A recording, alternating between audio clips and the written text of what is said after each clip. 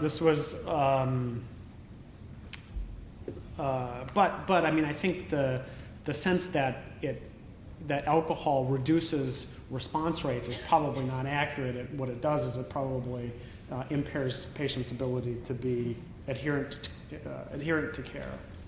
And this is just graphically what it looks like. So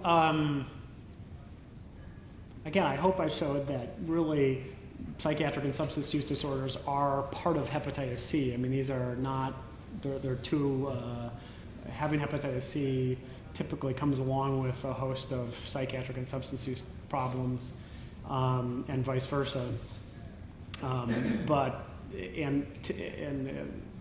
they are used as reasons to not treat patients, there is potential impact of substance use, I think, not so much psychiatric issues, but substance use on the adherence related to antiviral treatment. And so the question is, what do you do about this? And I wanted to present one way of treating patients that we've found helpful in our clinic. And we've referred to this as integrated psychiatric and medical care. Integrated at our site meant having a psychiatric clinical nurse specialist who is an advanced practice nurse, half-time, co-located with the nursing advanced practice nurse taking care of the hepatology sphere of things.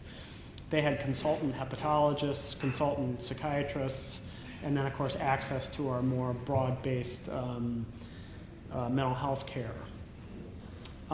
What we did was also, so this is fairly akin to what Helene Williams was talking about, where nursing staff were the cog, and the spokes around that were other ancillary staff, including myself and other psychiatrists, addiction psychiatrists, hepatologists. But the main core of this group of clinicians was nursing staff.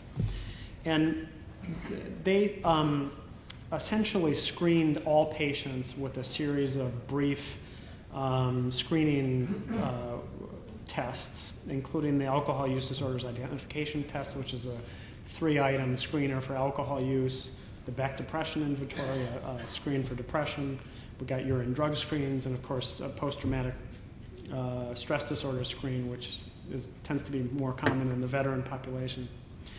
And then we referred patients to this co-located clinical nurse specialist who was in the clinic, or tried to coordinate with the mental health providers who already existed down in a different section of the hospital.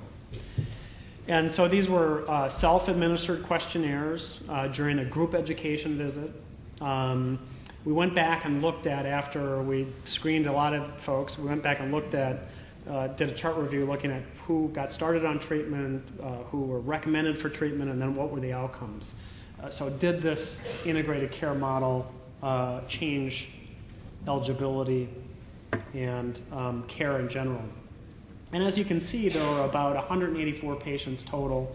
There were only 35 people who did not have at least one positive screen for a psychiatric and substance use disorder.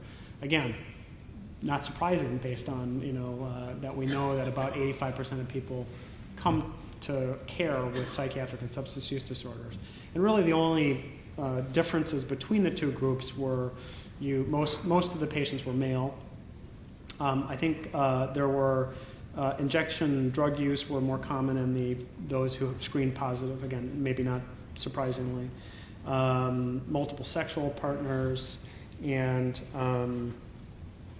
having a blood transfusion was more common in the negative screeners.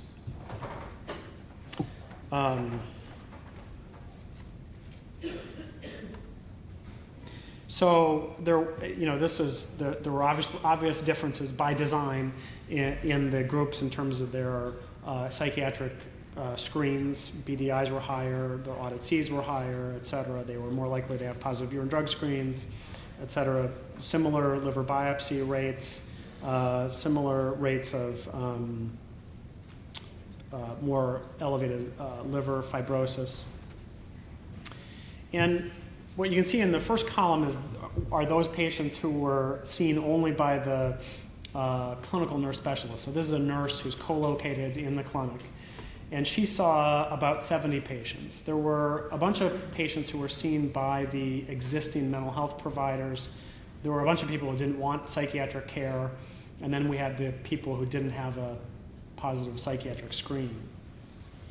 And as you can see, patients who saw this co-located person actually completed treatment at similar rates to those who didn't have a positive screen, appearing to eliminate this, the psychiatric and substance use impact on completing the evaluation. Similarly, patients were more likely to be started on treatment if they were either seen by the clinical nurse specialist or they did not have a positive screen.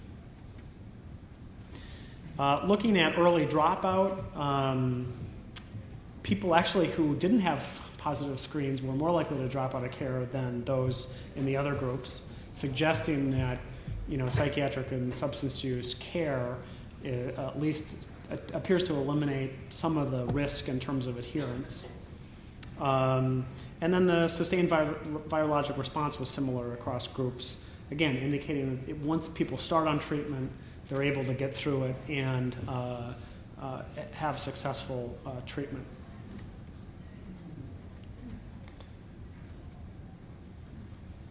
So this is just graphically what this looked like in a flow charts kind of way. We had 184 patients. They were grouped into positive and negative screens.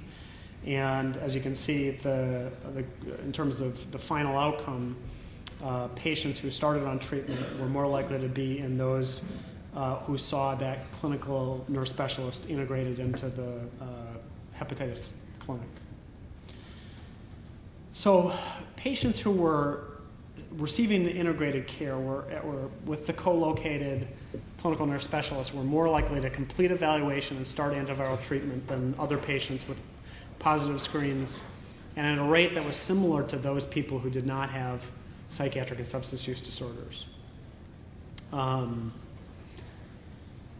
think this provides a hopeful approach to helping hepatologists and clinicians who are taking care of patients seen as more difficult.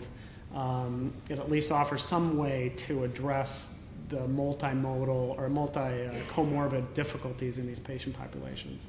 Now, the model, again, is very similar to what we heard before in terms of being nurse-focused. I think one of the things that we also did, and I'll just add to this model a little bit, is that we made every effort to train the medical staff in brief interventions for alcohol use.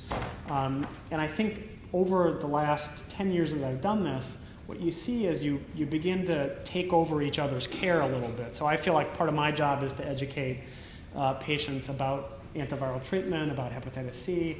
And so there's a synergism that occurs that I think allows you to take care of some of these more difficult people, but also when people hear different things from different clinicians, I think they get a sense for that there's a broader knowledge base and there's a greater comfort with that type of care.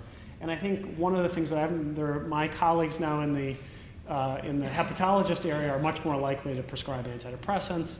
I've been amazed at how they're willing to engage significant substance users in an ongoing dialogue about their substance use, rather than just saying, well, come back and tell me you're sober in 6 months, which was the sort of usual mantra.